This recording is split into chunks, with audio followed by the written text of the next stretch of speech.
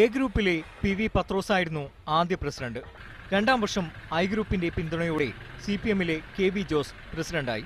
ഒരു വർഷം തികയുന്നതിനു മുൻപ് ഇടതുപക്ഷത്തിനുള്ള പിന്തുണ പിൻവലിച്ച് ഐ ഗ്രൂപ്പ് നേതാവ് റോയ് കെ ദേവസിയെ പ്രസിഡന്റാക്കി. ഇതോടെ എ ഗ്രൂപ്പ് നേതാവ് PV പത്രോസ് വിപ്പ് ലംഘിച്ചെന്ന പരാതിയുമായി തെരഞ്ഞെടുപ്പ് കമ്മീഷനെ സമീപിച്ചു. പ്രസിഡന്റ് റോയ് കെ ദേവസിയടക്കം 7 പേർക്ക് തെരഞ്ഞെടുപ്പ് കമ്മീഷൻ 6 വർഷത്തേക്ക് അയോഗ്യത കൽപ്പിച്ചതോടെ CPMലെ CM ദാമോദരൻ പ്രസിഡന്റായി. 8 പേരാണ് 3-1 സ്ഥലത്ത് നിന്നുള്ള 8 പേരാണ് അവിശ്വാസ പ്രമേയം കൊടുത്തത്. അത് 8 പേരും UDF ആണ്, 7 കോൺഗ്രസും ഒരു കേരള കോൺഗ്രസുമാണ്. അതിലൊന്നും ഞങ്ങൾ ഒപ്പിട്ടില്ല. ഇത്രയും അവിശ്വാസ പ്രമേയം കൊണ്ടുവന്നപ്പോൾ അവിശ്വാസ പ്രമേയത്തിന് അനുകൂലമായി ഞങ്ങൾ വോട്ട് ചെയ്തതെന്നല്ലാതെ വേറെ അതിന് ബൂസ്റ്റ് ചെയ്യുന്ന തന്നെ വേറെ ഒരു പ്രവർത്തനം ഞങ്ങളിൽ നിന്നുണ്ടായിട്ടില്ല. ഇതോടെ PV പത്രോസിനെ KPCC നേതൃത്വം പാർട്ടിയിൽ നിന്ന് പുറത്താക്കി. വളരെയേറെ കഷ്ടപ്പെട്ട് പണിയെടുത്ത് വിജയിപ്പിച്ച കോൺഗ്രസ് പ്രവർത്തകരുടെ മനസ്സിൽ വലിയ മുറിവേറ്റിട്ടുണ്ട്. ഗ്രൂപ്പ് പോര് അവസാനിപ്പിക്കുവാൻ ഇപ്പോഴും നേതൃത്വത്തിന് കഴിഞ്ഞിട്ടില്ല. തീരുമാനമെടുക്കാനുള്ള നേതൃത്വത്തിന്റെ ശേഷി കുറവെന്ന് വേണമെങ്കിൽ പറയാം.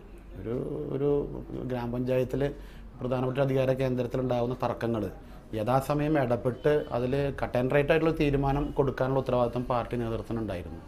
പക്ഷേ പാർട്ടി നേതൃത്വം അത് ശക്തമായി പറയാൻ പലപ്പോഴും വൈകുകയും പറയുന്നത് അനുസരിക്കാത്തവരെ ശിക്ഷിക്കാൻ മെനക്കെടാതിരിക്കുകയും ചെയ്തപ്പോഴാണ് ഈ വിഷയങ്ങൾ വഷളായത്.